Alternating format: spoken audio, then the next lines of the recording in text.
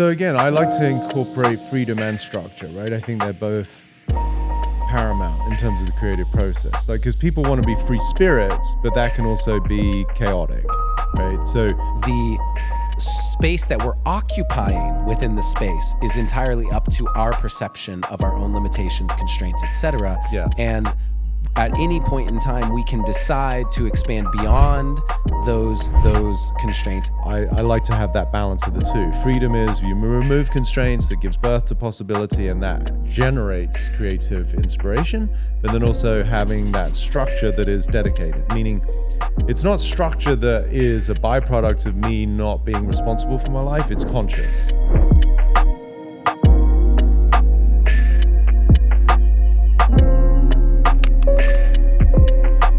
Peter Crone, the infamous, the mind architect.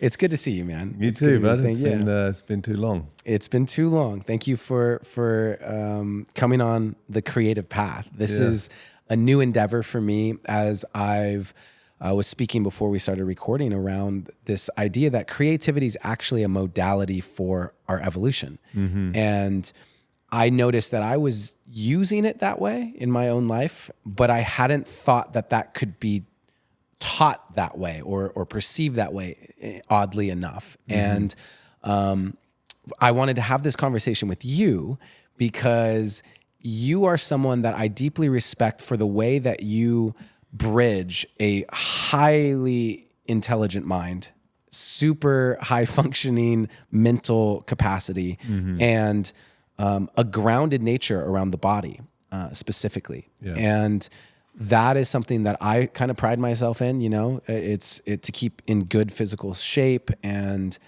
also to lead with my mind. A lot of times I realize I do that more and more for better or worse. And we've never actually had a conversation around creativity. No. And so I'd love to start this conversation off with just hearing your relationship to creativity. How do you define it? How does it show up in your life? And just overall, how do you hold that? I mean, first of all, thank you for the kind words. I would say it's synonymous with the energy of possibility. Right? Like, I make a very clear distinction between the two predominant energies that we toy with as human beings, which is most people are in a state of reactivity versus what we're all craving, and I would assert as our inherent nature is creativity. And I actually I love to play with words and linguistics, and I often say that language is what I traffic in. And if you look at the two words of creativity and reactivity, it's quite fascinating that the position of the C, so if you were to spell out reactive, R-E-A-C, and then creative is exactly the same letters, but the C is at the beginning. So it's like a shift in perspective. I'm seeing from a different perspective. And so for me, reactivity is where we're dragging our histories, our traumas, our trials and tribulations, our failures, which create this sort of ego or identity that we become misidentified with. And then really most of life is spent trying to enhance that, disprove it, deny it, hide it, whatever it is. So it's a very reactive energy. So whereas creative is like, I'm at peace with my entire history. Every moment is by default brand new. And I think I posted something recently saying like literally every moment of life is brand new. It's just to what degree are you dragging your history into it? And as long as we've got anything that we're attached to, which is really the means by which the ego gets to sort of perpetuate its own identity, we get to be right about the things that we feel are inadequacies and insecurities, then we're in a reactive state, which we see just in everyday communication, right? You say something that is sort of unbecoming to somebody, depending on the degree to which they're trying to defend themselves, you get a reaction. Whereas creativity is the absence of really basically any history. It's almost like the absence of a you. It's pure possibility itself. So that's really interesting to me as someone who has created so much based off of my history. The poetry that I wrote, so The Journey Back to You is my recent spoken word poetry album. I'll send you a link because you might appreciate it. I'm sure I will. And the entire thing is a journey through breakups, breakthroughs, and then finding new love. And this, in so many ways, my history informs every single line that I write. And so for you, when you say to be in a state of creativity is to be kind of devoid of the history. I'm curious, how does that relate to someone like me who's pulling on my history to create from it? So devoid is different than being defined by, right? So we can be informed by our history. If I work with an athlete, I work with anyone, they're going to have whatever it is as a track record, their experience, their sort of years of either being a kid, a junior, a professional, that can inform what works, what didn't work.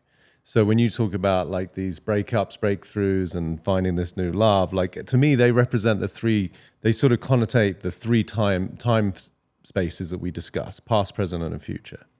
So you can be informed by your history, but most people in terms of a reactive state are defined by it, right? So what I hear, without having read yours, I've heard some of your poems, but is that you're learning from, right, versus being defined by. So it's subtle, but very important to recognize that we are, just by virtue of being mammals and humans, we're going to learn from our experience, right? Hindsight, blah, blah, blah.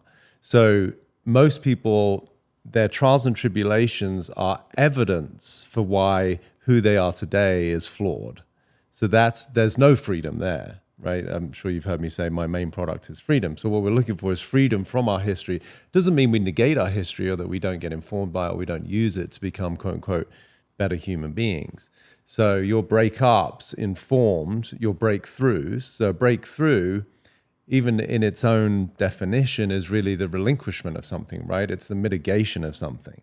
Mm-hmm. So a breakthrough is you're letting go of something, which then gives you the possibility, the creative force towards, okay, well, that didn't work. Now I've got this revelation about why maybe it didn't work. I myself felt inadequate or insecure or whatever it is that you experienced.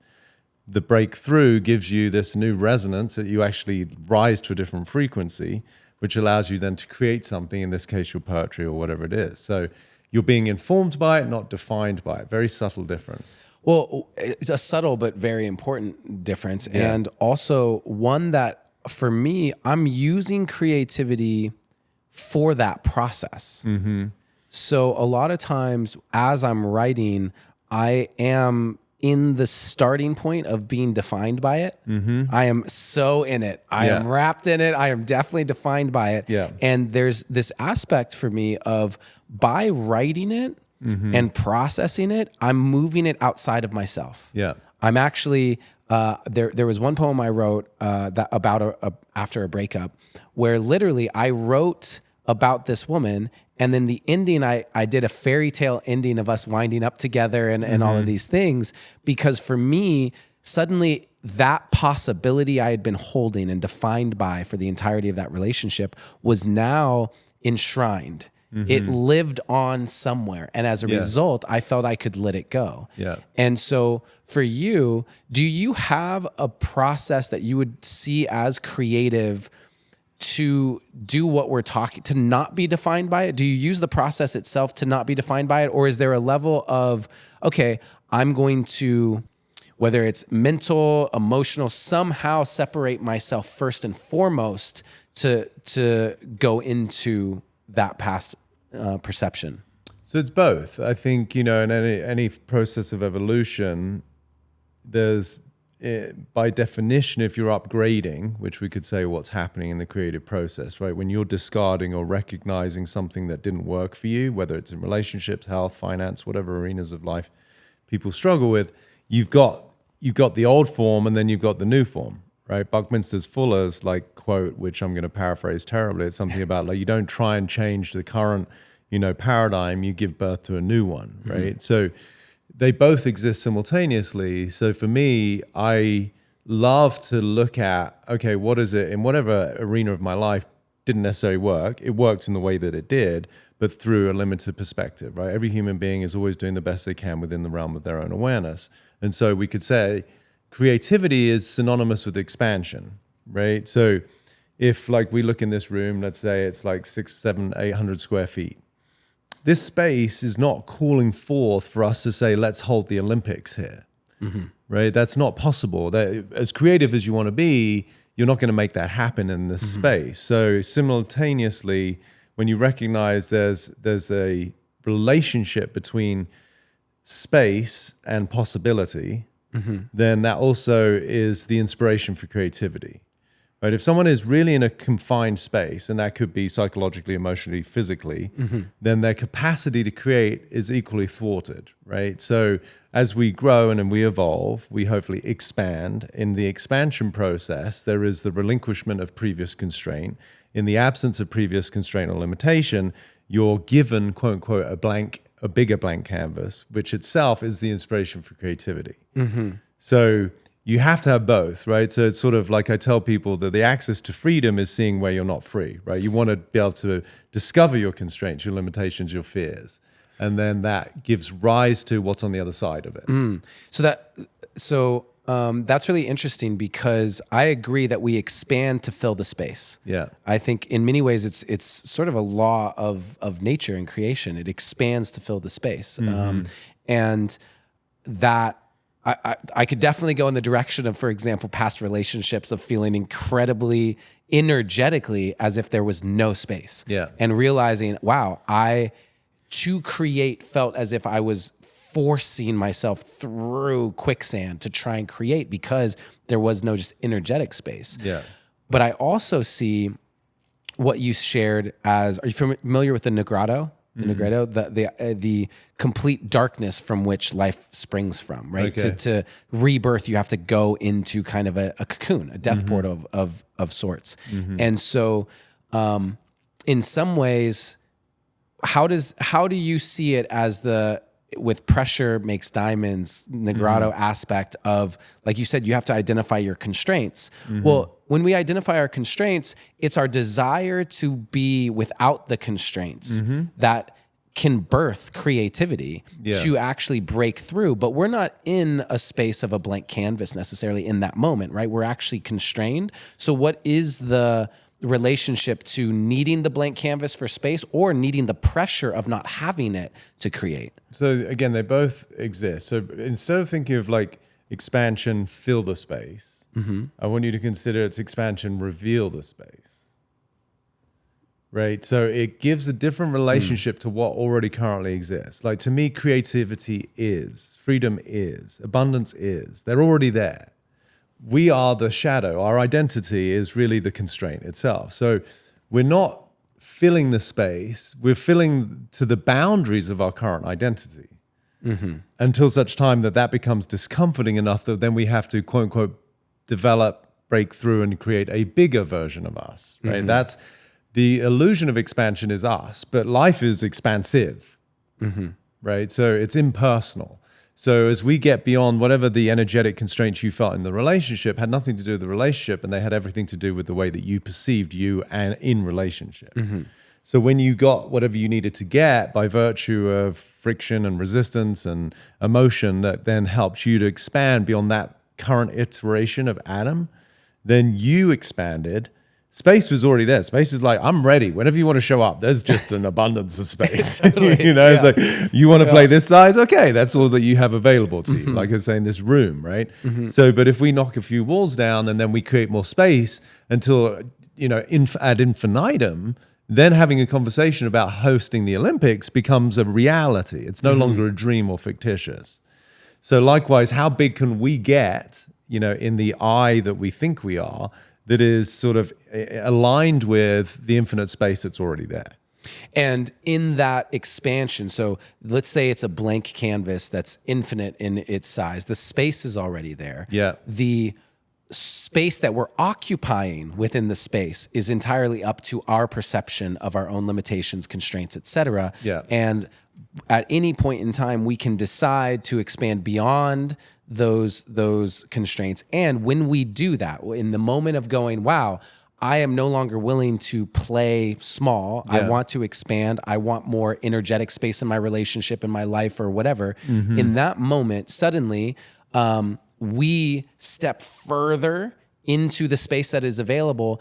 But what that means tangibly oftentimes is this relationship is no longer in alignment. Yeah. Or this job or this location or whatever, right? Yeah, absolutely. And just to be subtle but accurate for people, it's not a decision so much. Like, we don't decide, like, you know, I'm kind of fed up being limited and broke and out of shape and in a non-relationship and unhealthy.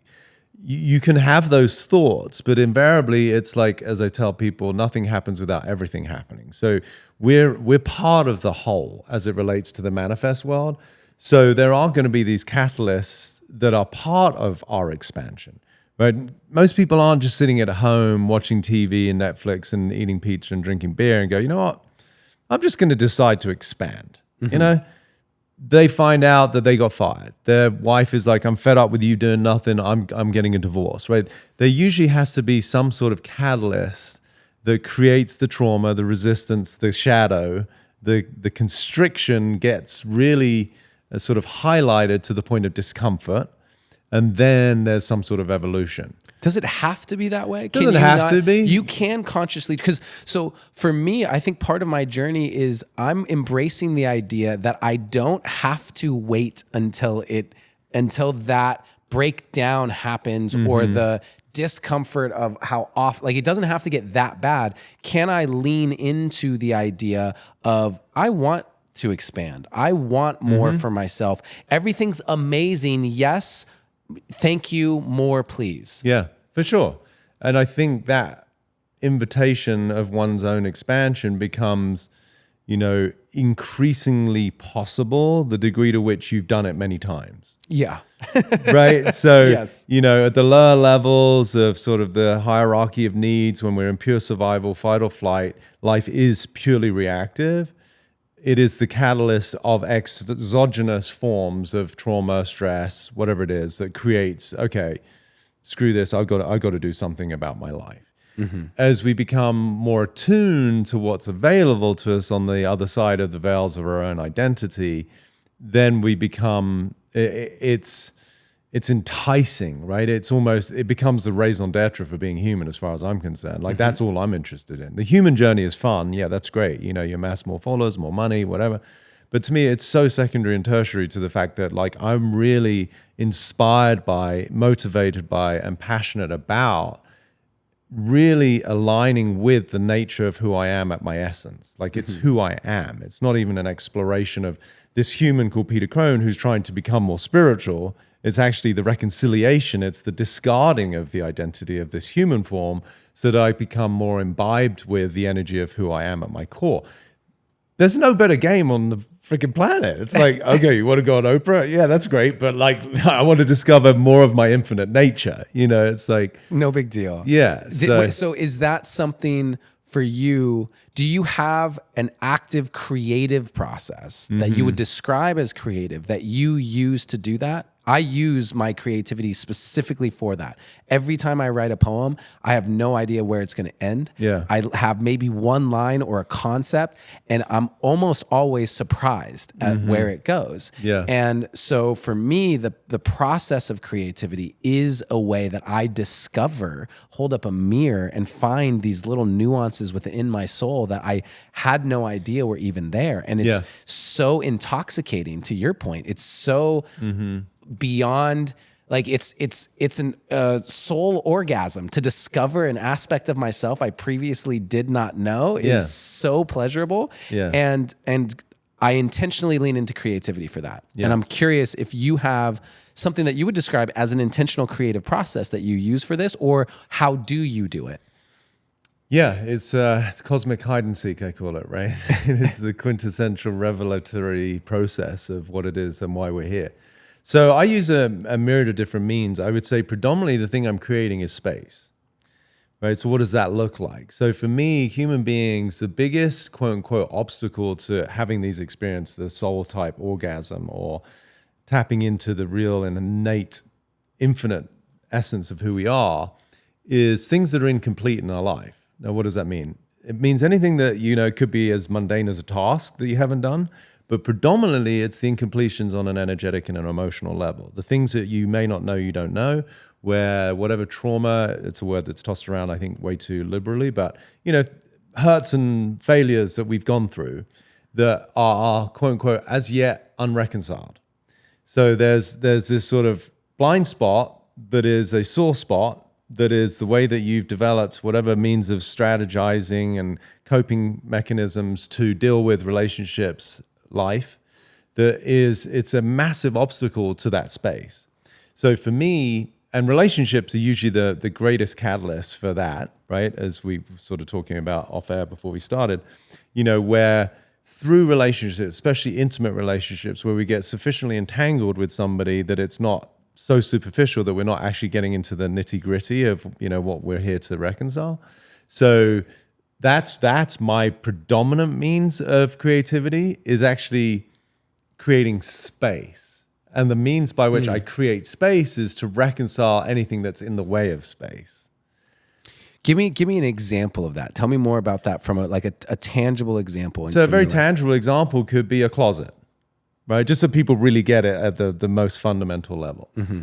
Right now, if people were to walk into their closet, I guarantee you there's the absence of space. It's just human nature. We accumulate. Accumulation is the first stage of disease. Even in Ayurveda, there's something called samprapti, which is the 6 stages of disease, meaning when we become sick, fully manifest. Diversified rheumatoid arthritis down at the 6th level, cancers, and etc.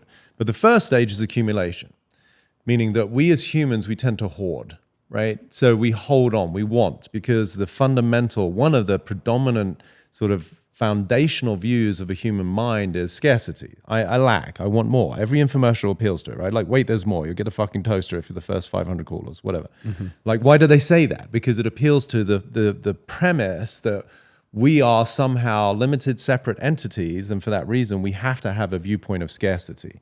Therefore, the antidote to that is I want more stuff. So back to the closet, you're going to have shit in there that you probably haven't put on for a year or two, and yet there's a rationalization of holding it because it's got some sentimental value, some inherent value. Maybe it's new, you never worn it, it's still $500, dress, whatever it is. So that would be a very superficial, like top level, very easy to understand. You don't have space. You've got shit in your closet. Mm-hmm. Now we get into the subtler realms, right? Which is, okay, what are you holding on to about the argument you had with your wife last week, or your boss 3 months ago, or the person you haven't spoken to for 6 months? Maybe you don't really think there's anything to it, but it's holding space. It's taking space. There's a grudge. There's some sort of hurt. There's some sort of anger, or whatever it is that it's occupying the space of real possibility. Mm-hmm. So wherever there's a holding, which is all basically past-based, there has to be an avoiding at the same time.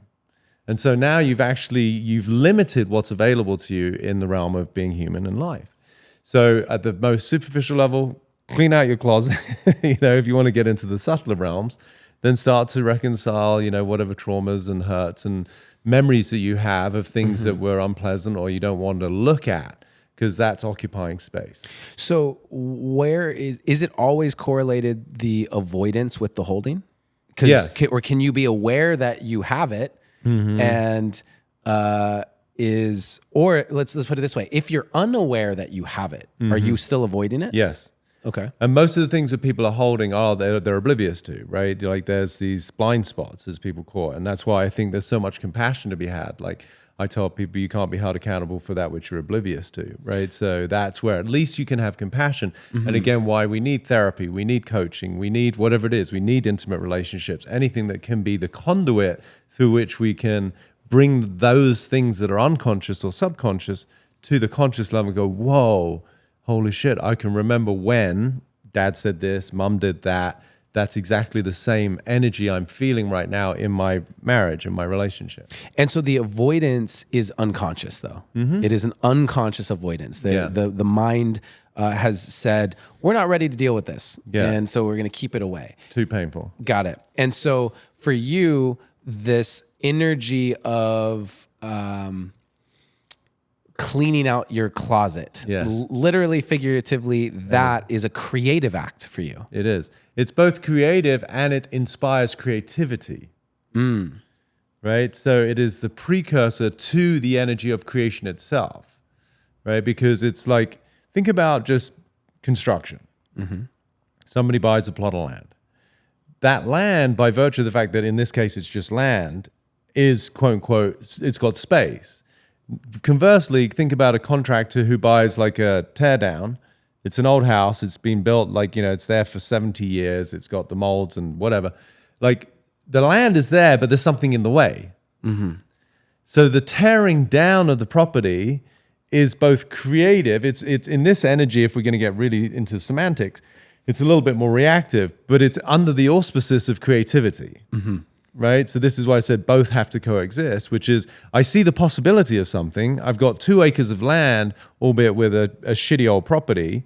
So I have to, in order to create the space for creativity, this 5,500 square foot, beautiful, modern, sustainable home, I have to remove... Peter Crone home right there. Huh? That's a Peter Crone home Exactly. right there. And in order to do that, we have to remove the 1,800 full of mold and da-da-da. So that's why... It's both, right? That's why for me, I enjoy the process of removing limitation in order to give rise to possibility. And it's all under the auspices of creativity. Do you want to know what all the Creative Path podcast guests have in common? They have found a way to monetize their creativity. They have found a way to earn a living doing something that they love, where they are rewarded for the uniqueness of them. And that is a key pillar to living a joyful and fulfilled life. You have to earn a living doing something that you enjoy. And so if you are an artist, a creative, an entrepreneur, a coach who is wanting to scale your impact and scale your income through your unique creative expression, then I want to invite you to check out the description of this video so that you can find a link to my blueprint that I have used to generate hundreds of millions of views on my content and millions of dollars in revenue. This will give you a clear step-by-step understanding of how you can do exactly the same. All right, back to the show. And so then the actual process of doing that. So for me, it's clear. I'm gonna sit down with my poetry journal and a thing. I'm gonna sit in front of this fire or whatever, and I'm going to feel, and I'm going to translate what I feel into writing, or into the guitar or whatever it might be. For you, you said relationship is one of the biggest ways that can show up. I'm curious if it's an intentional process, or you just kind of accepted that you're naturally now doing it with the level of awareness you have, and it doesn't require an intentional process. Like, do you, in the morning, in the evening, do you sit down to step into creativity? Not as a ritual or routine. Sometimes, I mean, my routines tend to be more on the manifest level in terms of sustaining the vehicle through which I get to create, because that's another thing to look at, right? Like, okay, you sit down and write, or you sit down in front of a computer. So if we use the same understandings, if I were to give you a piece of paper and it's covered in scribbles, like a bunch of kindergarteners have like had at it, and it's like, here, write something beautiful. You're like, well, the paper's covered in scribbles. Like, what am I going to do, right? So that is synonymous with the fact that there's something in the way. So you could say, yes, I get up and I write, but there's means by which there's precursors to that. You need a piece of paper that is blank, or to some degree has space for you to create into, and the instrument by which you're doing it, let's say pen, needs to be functional. So we are our own artists, and the canvas we could call life, the instrument we could call our physicality. So for me, and our brain, which, if we look at it from the perspective of brain, is really the hardware. Like, what I work with is predominantly software in the mind in terms of language. But I like to take care of my instrument such that my ability to create is enhanced. Got it. Okay. Yeah. And so is that, you've worked with a lot of celebrities, a lot of high-level athletes, very high-performing members of society. Yeah. In terms of at least outward success, yes. right? Or mastery of a craft. I'm curious, do you find, what are the patterns you've seen in the way that they approach creativity? Is it similar to you, where it's really just focused on, if I can create the space, I will naturally create into that space? Yeah. Or is it a lot similar to what I'm saying, where there's more almost direct, this is my creative time that I go into? Both, and it depends on the individual. I think discipline is probably one of the sort of consistent themes through all of my high performers. So that we could say is what you're sort of employing, is like, okay, this is when I'm going to sit down. There's a certain regimen that is structural that allows us to perform, which I think is imperative. But I think the other part, which was inspired by a text I got from one of my PGA golfers a couple of months into working together, and he was starting to have incredible success that he hadn't had before, which sort of speaks to this new realm of possibility. He just sent a text that said, I just got it. He said it just comes down to whoever's got the best imagination. Right? So imagination as a faculty of the human brain, again, I'm going to assert, is synonymous with the capacity that we have to envisage space. So if you look at a kid and space being synonymous with possibility, right? So a kid has no or has less sense of failures and disappointments and heartaches. So for them, they're going to marry the 5-year-old who sits in their class across the bench. And then they're going to be do that. Hopefully not with 5-year-olds. No, everyone who walks into Erewhon though, yeah, but maybe it's her. Yeah, but that's beautiful, right? Because if you look at it not as her, where people struggle with relationships, as far as I'm concerned, in any regard, but predominantly romantically, is that it becomes personified. It's like even the language, I know obviously in jest, but maybe it's her, but it's not, it's you, right? She may well be the catalyst to reveal the creative force that is love in this case. But when we personify it, we're like, well, you get my love, but then I'm going to go about my day, not realizing that I can take that love wherever I go because I am the source of it, right? So that starts to reveal, wait, we are the authors of our own life. We are creating. But when we become personified, well, I don't like that person, so what I'm actually creating is a reactive energy of disdain or hate. But I'm creating that. We collapse it with the person. Or, oh, this grandma, I love my grandchildren. But her capacity to love is not limited to her grandchild, right? So if you really want to get into the creative, like quantum creative quality that it is to be human, we are the generators of our own experience, right? 100%. So when you collapse it with others, you're being stingy. You're inhibiting your own capacity to create because we think, well, I can't do it here. I can't do it with them. But that's a form of creation because you're creating the limitation. It's just not a very inspiring form of creation. So anyway, to come back to the athletes and my golfer, it was so beautiful for him to see that because then he realized, wow, my capacity to perform, in this case, golf, it could be my baseball players or whoever, is directly correlated with my capacity to see what's possible. Now, the seeing of what's possible comes back to my point at the beginning, which is the degree to which you've removed constraint. A guy who's currently incarcerated, literally in bricks and mortar, he may be so full of love and like envisage this beautiful family and I want to have this incredible marriage on the bluffs of wherever. And yeah, but you're in prison, dude.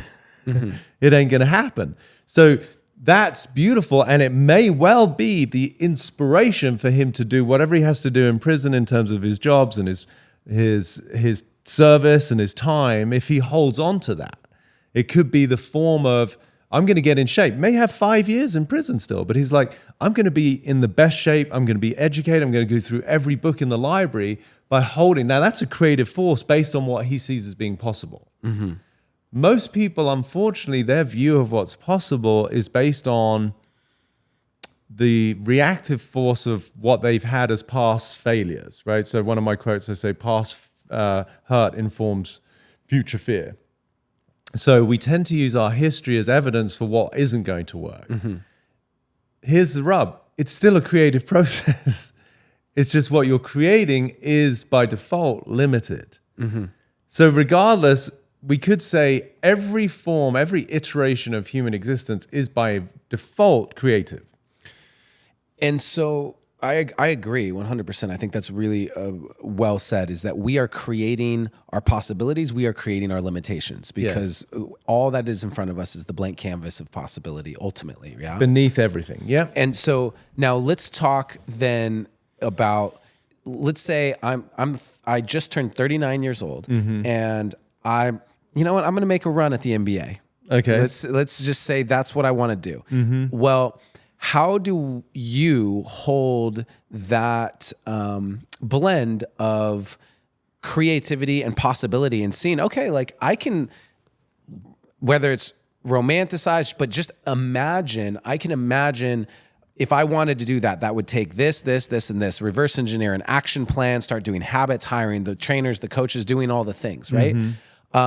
I'm not going to say that it would be impossible, Because there's a part of me that does hold on to the fact that if I can imagine it, there's some part of my brain that has figured out that it could be possible, even if that meant that some sort of catastrophe meant that like all the current players are unable to, you know what I mean? Yeah. Like something could make that possible. Yeah. And the reality of it at 39 years old, as someone who has not picked up a basketball in many years, the reality of that feels very slim, if to none. Yeah. How do you, when you're dealing with such high performing individuals who have very high aspirations, where is that balance for you about what you're creating and what you can imagine to what is realistic and actionable? Yeah, no, it's a great question. And it might be better to use me as an example, being British and having never played basketball.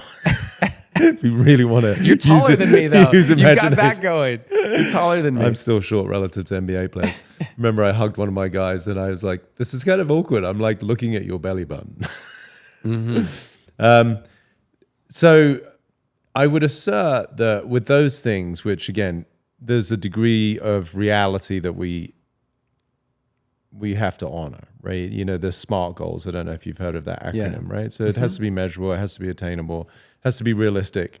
Time bound. Yeah. And so I would invite people to have as big, audacious dreams as they want. But don't, like I was saying earlier about, oh, maybe she's the one as the girl who walks in arrow one. Don't collapse it with some outside result. Because it's not that you get to the NBA, it's who do you become in the process. That's what you want, right? Because you could talk about people who say they want money. And we all know, whether it's like literally we know or we know of, people who have just inherited millions and millions of dollars.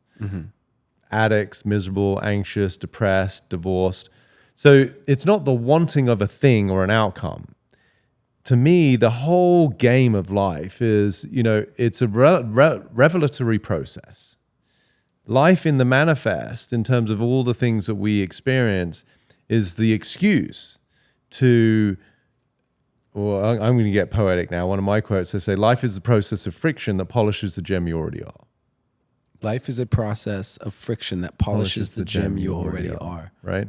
So everything is, so you pursuing this sort of audacious, perhaps unrealistic, maybe not even believable goal of playing in the NBA is relevant. Yeah, I'm just creating limitations for you. Yeah, seriously. Polishing my gem.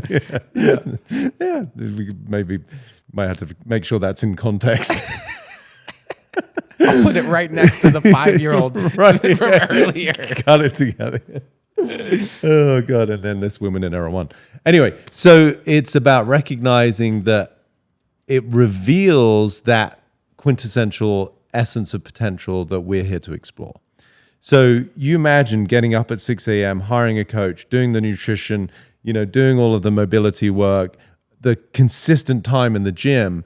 Like who do you become as a man, just even in 3 months, let alone a year? The NBA, I would assert, would in that process almost become completely redundant and maybe even of no interest, right? Because you discover something else along the way, right? It's the Paulo Coelho, what is his name? The author, what was that first book that he wrote? The Alchemist. Right, the kid that goes on this journey only to discover what he was looking for, I guess, is buried at the base of a tree where he would sit. Terrible spoiler alert. Spoiler alert, yes. Something like that. I'm doing a terrible job of even recalling, so still enjoy the book. Yeah. But it's who we reveal by virtue of that dedication. I can remember I gave a talk to a group, it was like, I don't know, 1,500 people at Disneyland in Paris. I was hired by a corporation to do a talk. And at the time, I had just come off the back of being somewhat renowned for transforming bodies of actors and whatever, right? I was training. Who's your personal trainer? Personal training and stuff. Of celebrities. I mean, you were doing it at a high level. Yeah, it's whatever, people of note. And so I had everybody in the audience write 3 things that they want, just to help them understand the process of creation and just like who do they need to be in order to create and manifest those outcomes, or perhaps more pertinently, why don't they have them, right? So then that would be looking at the limitations and who they're creating themselves to be as someone who can't have those. And there were some funny answers, but one in particular that stood out. I'm on this, big stage and this big auditorium, and sort of near the back, this woman puts her hand up, and I was like, okay, what's one of the things you want? She's like, to get rid of my cellulite. And I said, okay. I said, well, that, because I was introduced as whoever, trainer, blah, blah. I said, my background. I said, so what if I were to commit to you that you can work out with me for the next 6 months? And you know who I've worked with, what they look like, my depth of knowledge from human biology, exercise physiology, even as undergrads, to yoga teacher, blah, blah, blah, right? Like, I've got a pretty good suite of skills. And she got out of her chair and she comes running down the steps towards the stage, right? Which everyone's in a riot, everyone's laughing. And I think she obviously didn't get onto the stage. She stopped and everyone's laughing. She went back. And I said, you know what's funny? I said, do you see who you became in the space of the possibility I presented to you? Right? I'm standing on a stage. We haven't done one push-up. But look at the energy that you showed based on the invitation of what could be. I said, if you were the woman that got out of her chair and ran down the stairs just based on the inspiration of what's possible, you wouldn't have your cellulite.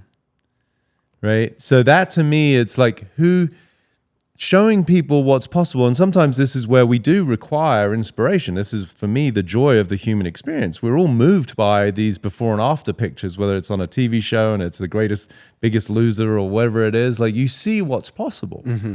And that to me is the greatest form of creative inspiration for each other, is to recognize, wow, perhaps I too could accomplish that.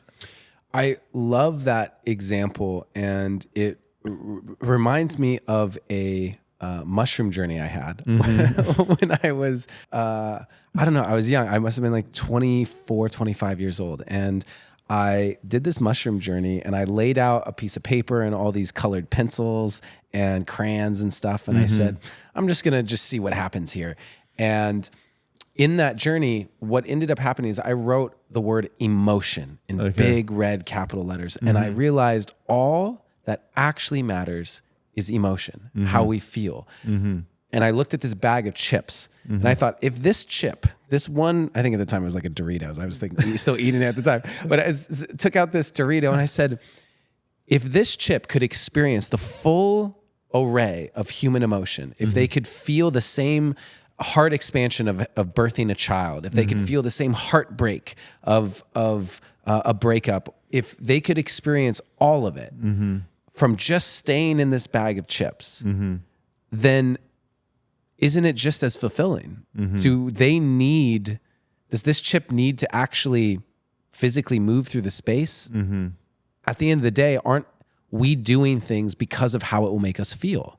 Is it I work out because of how I feel actually in my body. I fall in love and I enjoy how it feels. The act of everything that we do, the act itself is just the conduit that allows us to feel the response to the action and the alchemy to the environment. And so when what you're speaking to and coming back to the idea of playing in the NBA, it's, okay, I want to feel a certain way, and I've associated the idea that playing in the NBA will give me that feeling, that I will be that person and feel that way. But ultimately, it never is tied to the result. I would say that for most of us who have had some level of success, we realize we get that success and go, I can choose to celebrate this for sure. I can acknowledge it. It might feel the way I thought it would for a moment, but very quickly, it's what's next? What's that next thing? Yeah, and I can remember a PGA guy who, for every golfer, winning a major is a huge accomplishment, and invariably like a goal since they've been kids. And he won the British Open, his first major. Tiger Woods is second to Jack Nicklaus, got the most majors, and it's a massive accomplishment. I think he's at 15. They're that difficult to win. And most people most golfers are journeymen. They never win a major. There's only 4 a year. It's like Wimbledon and, in tennis. And he went into depression after he won. And to me, that spoke to precisely what we are touching on, and also what my golfer said, which is it comes down to whoever's got the best imagination. See, if his goal was, I want to win 10 majors, he wouldn't have lost that joie de vivre. He wouldn't have lost that sort of drive. But I want to win a major.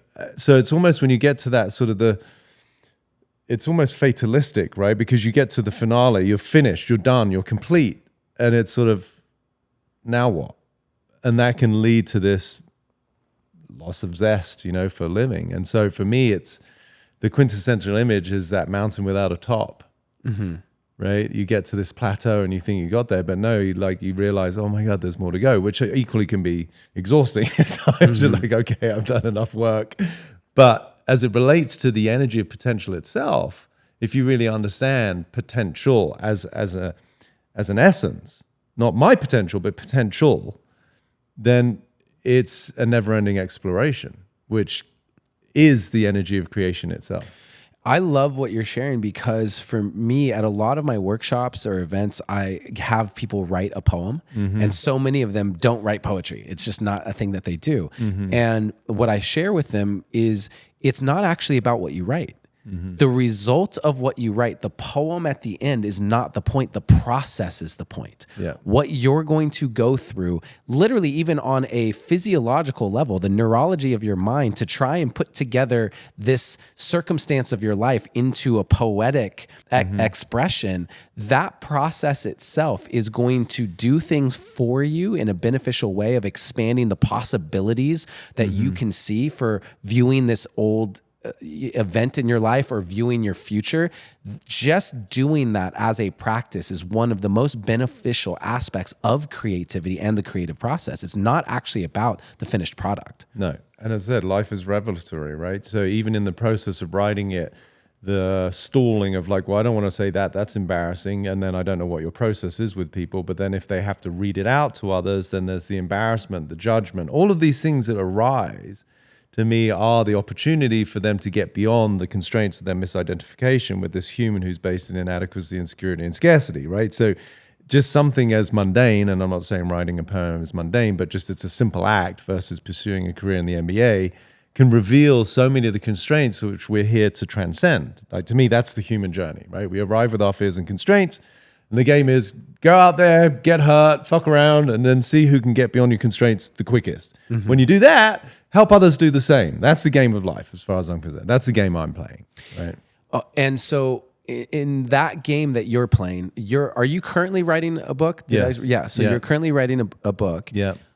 Talk me through your creative process around writing a book. Is it because a lot of what you've shared, it feels as if it's just getting things out of the way and it'll naturally sort of birth. But then we also talked about the consistent common denominator of highly successful people you've worked with is discipline. And so what is your relationship to an actual tangible creative process and product like writing a book? So again, I like to incorporate freedom and structure, right? I think they're both paramount in terms of the creative process. Like, because people want to be free spirits, but that can also be chaotic, right? So I have both. So I am very driven by inspiration, like meaning that things either come to me through me intuitively, or that I witness and hear things that like spark. And so then I record, whether it be in an email or literally record an audio. So that's a form of creating through capturing, observing. And then there is the structure of like, okay, dedicating some time to actually do it. So right now I'm getting close to, I'd say I'm 2 weeks away from actually having a dedicated schedule in my actual calendar of like when I'm going to write, because I feel now I've amassed pretty much all the content. Obviously some of that will get edited and tweaked as I go along, and there'll be other things that I amass as I go through the process. But I feel you have to have both. I've often said like freedom without structure is chaos, right? So I like to have that balance of the two. Freedom is you remove constraints, that gives birth to possibility, and that generates creative inspiration. But then also having that structure that is dedicated, meaning it's not structure that is a byproduct of me not being responsible for my life. It's conscious, right? So in a house, going back to someone's closet, that wasn't necessarily a conscious creation the way they've done it. Some people for sure, some people they're very like they are OCD almost, like with the way that they have particular hangers, and there's a conscious process. But for most people, it's like, yeah, just throw it over there, right? So for me, I like to have a conscious process whereby I create a structure of what I call a structure of support. Having supplements that are tucked in the back of the pantry behind old moldy food isn't necessarily the greatest structure for me to be dedicated and consistent with my supplementation. Having it right next to the kettle that I make my tea or I make my electrolyte drink or whatever in the morning, it facilitates me being consistent. I got it all right on the counter, right out there, because I need to see it and it will jog my memory. Yeah, and so we're creatures of habit. We also need a little bit of a helping hand. And so to make it as easy as you can for yourself is a conscious structure of support. So for creating and writing my book, it's both allowing sort of that divine intervention of wherever inspiration and the way that my mind's able to like observe, articulate, capture these insights that then I will diligently record. And then it's a process almost of like going through to make it some sort of cohesive story that I'm putting in the book. Can you expand more on the structure that you're creating? Is it a certain amount of time each day? Is it a certain period of time over the course of several months? What does it, do you have a time of day you know is more conducive and so it's always at that same time of routine, or do you alternate it for variability? Like what does it look like for you? For me, it's always morning. I find the mornings to be the most austere, like, you know, in very yogic traditions, like people are getting up at 2, 3, maybe 3, 4 in the morning to meditate, right? Like the veil between us as a human experience and the what we might call the bigger quantum consciousness is very thin, so you're able to tap in. So for me, for sure, when I'm most creative and I'm most productive, it's first thing in the morning. As the day tends to go, so does my energy tend to wane. I'm not so interested in being too creative in the afternoon. That tends to become a little bit more, you know, just the day-to-day mundane stuff of like, okay, I might deal with a few emails. I might just tidy up things around the house. Nothing that's really taxing. So morning is my dedicated time, both for my own creativity and my physicality. Like that's when I work out. I do all of my optimization work, like in terms of saunas, cold plunging, red light, stuff like that. Do you do that before you create, Yes. or do you wake up, we got creative? I mean, again, I like to leave a little bit of wiggle room depending on how I feel, but I tend to do all of my preparatory stuff physically. It's almost like sharpening a scalpel if I'm a surgeon. I want to make sure that all of my instrumentation, the operating theater is immaculate. I can even remember when I was at college, and friends used to make fun of me until they realized that it was actually a powerful protocol for productivity and creativity. It was like I'd make sure my whole room was immaculate, my desk was empty apart from what I was working on. So for me, it just sort of lent itself to that immaculate focus versus having clutter and distraction.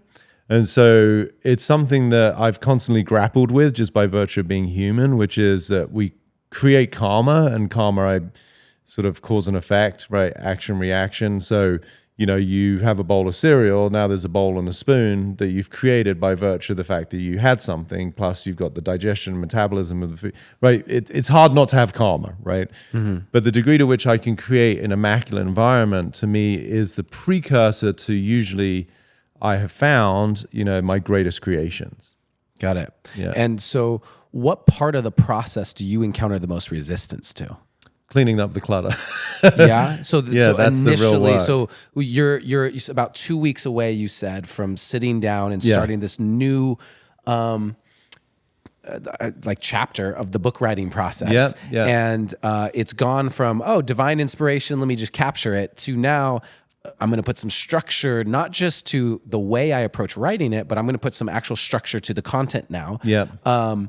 Do you find... And so your answer of cleaning up the closet, so to speak, when it comes in relation to the book writing process or any other, it could be the launch of a podcast or whatever. In that process, where do you hit that resistance? It's the initial stage of just getting out of your own way to start creating it? Or is it in these transitionary phases of putting more structure on something? Where do you find the most difficulty? For me personally, I find it, and I think it's sort of one of these inverse laws of like the degree to which you have incompletions is the degree to which you have more resistance, right? Meaning if you've got, as a simple example, 300 things on your to-do list, the amount of energy that it inspires or feels like you have to generate to overcome that is way more than if you had 3 things to do. So this sort of proportion between the amount of incompletions, as I was speaking to earlier, relative to the amount of inspiration. I find that to be that sweet spot of like, okay, if I can stay on top of things, meaning be complete with as many things as I can, then my momentum is much more forthcoming. So right now, this 2-week lead up is because I am creating a new studio to create content, which is next to my office. So there's boxes and stuff and microphones and things that are yet to be established. The structure hasn't been complete. So right now there's a little bit of that heaviness and resistance because it's energetic weight too, right? It's like I got to do this. Or it's a very mundane example. If you had a sink and all you've got is like that bowl of cereal that we had, and it's like one spoon and a bowl, the amount of energy that it actually takes, the inertia is relatively less compared to like if you just had a Thanksgiving meal with 5 family members and now you've got like, burnt shit from the oven, you've got 15 plates, and you've got all the silverware to go with it. It's like, who wants to do that, right? So there's definitely there's a correlation between the amount of stuff that's not done and the amount of inspiration we don't have. So my process right now is getting to that place of sort of being immaculate as I can be so that there's the least amount of resistance to creation itself. I love that. And as someone who has had a tendency in the past to have 800 things all happening simultaneously, it's a big piece to it. And what we were talking about before we started, it's a huge part of why I want to actually put down roots somewhere, because everything I've created probably since you and I met, I mean, like 6 years ago or Something whatever, like that, I've been fully nomadic, building everything. Yeah. And so the idea I have is when I don't think people realize that there's probably 40% of my overall bandwidth that goes to travel logistics, Airbnbs, figuring out a new city, figuring out like what I have in the kitchen to be able to. And so to think that everything I've created in the last several years has come from only having 60% of really my bandwidth available to me. And who knows the even amplification that happens with steady routine and how much more that bandwidth even expands. It's exponential. I'm it's so not linear. excited for that and what will come on the heels of that settling. Yeah. And now with you have built a beautiful business and you are, I don't know technically, if you're still CEO and you sit in that seat or if you've hired a CEO or anything. The last piece that I want to get into is for creatives listening to this and entrepreneurs, and that balance of how do I stay in my creativity while also building it into something that can make money and sustain me and my family and all of that. How have you been able to find that balance? What is it that has been kind of your secret sauce to someone on the outside looking at you as being someone creating at a high level while still simultaneously building the ecosystem? I don't see them being separate. That's why I see my whole life as a creative expression of who I am. So you often see sort of the quintessential starving artist, right? Like we could make the artist synonymous with creativity. But again, going back to what we were saying earlier, everything we do is creative. Even if what we're creating is resistance or limitation, it's still a creation. Like there's fight for your limitations and they're yours, right? So they're yours, like you created them. Now, compassion comes in because most of them are blind spots. Most people are oblivious to the fact that they think that they're not safe, they're not enough, they're whatever, because of the incidents that happened and their sibling was the academic and they got all the praise, and for that reason they felt that they were stupid or less than. That's a form of creation, but it's a very obviously limiting one. So for me, I recognize that this whole planet, the experience of being human, is the tapestry against which I get to create whatever it is that I am aware of, but also dedicated to creating. That becomes explorative, right? And again, in a distinction in my language where I love to help people make these subtleties and understand the difference, for example, in searching versus exploring. Most people are searching. Searching, if you look at the language, is built within it some sense of missing or lack or scarcity. I'm looking for something, looking for love in error one. I'm looking for money, blah, blah, blah, whatever it is, right? Like a searching energy by default energetically has got something missing. Whereas I'm exploring. There's nothing missing. But now I have for my life, the capacity to discover what's available.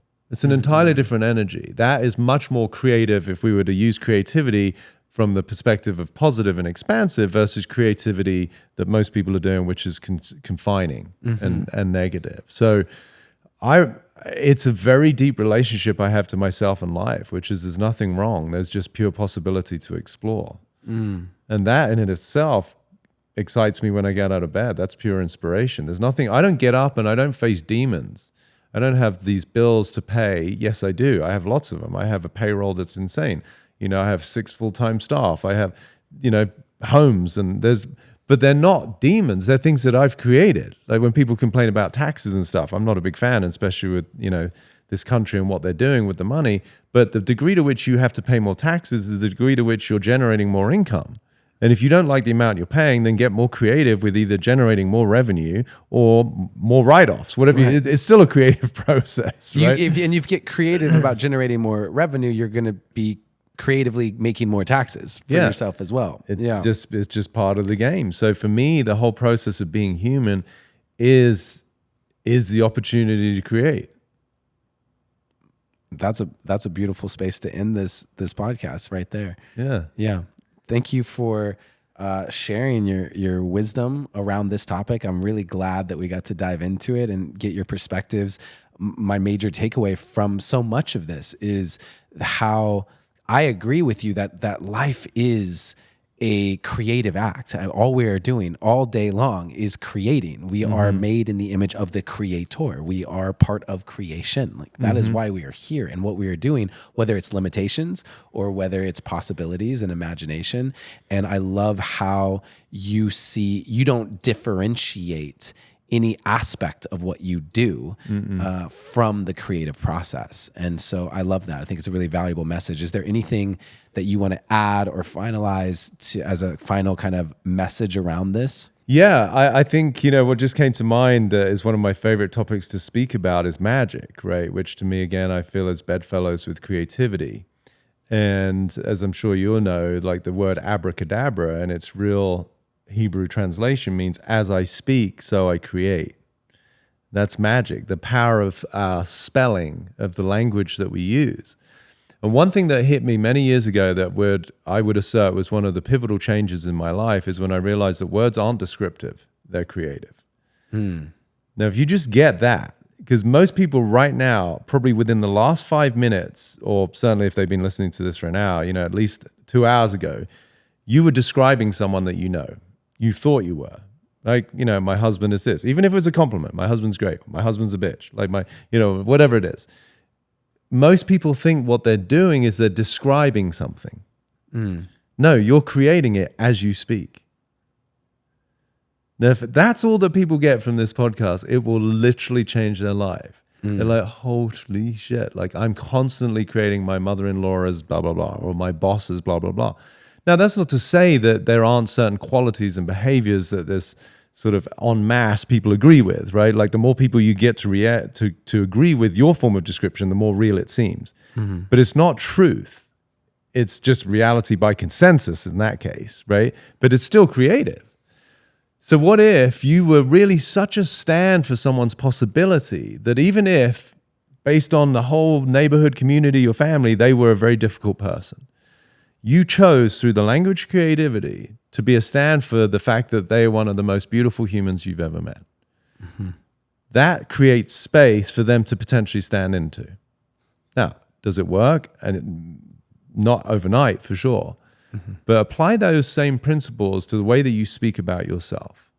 If you recognize the language you use is creative, not descriptive, and you choose through, like my golfer said, whoever's got the best imagination, to create a space through the words that you declare as big enough that you get to explore the potential of who you are being here as a human, you literally won't recognize yourself. Like the words that people have today, predominantly in their subconscious, for which reason they can't be held accountable until they see it, are not big enough.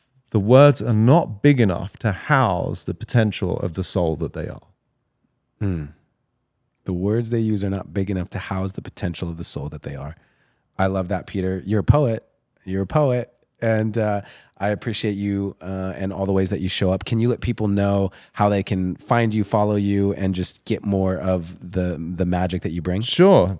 Thank you. Instagram, just Peter Crone. It's all just Peter Crone. It's a website, petercrone.com.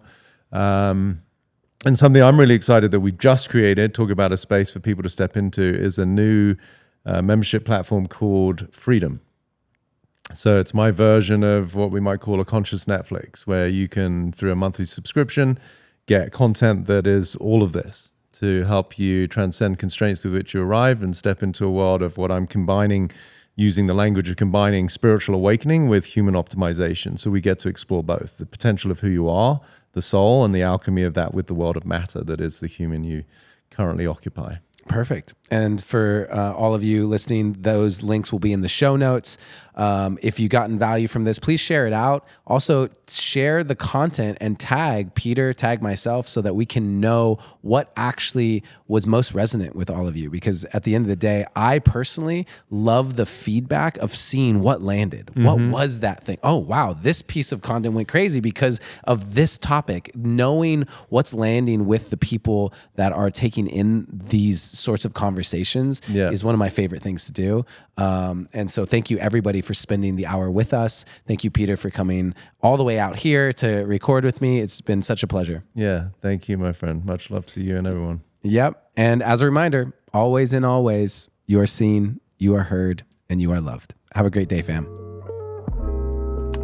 Thank you so much for watching this video. I really appreciate you taking the time. If you are interested in building a life that you love through the 3 pillars of relationship, business, and creativity, then I encourage you to continue checking out more of my content, including this video, which I really think that you will like. Would you believe me if I told you that you can make $1 million as a coach with a very small social media following? I know that this is possible because I did it. I was paid $1 million for a 1-year one-on-one coaching contract, and I had less than 5,000 Instagram followers. My name is Adam Roa. I have been a personal development, quote unquote, life coach since 2013. And within 18 months of launching my personal coaching business, I was earning a consistent 6 figures, and that ballooned to 7 figures and beyond, all because I understand that you need 3 things in order to build a successful, and by successful, I mean a lucrative, revenue generating coaching business.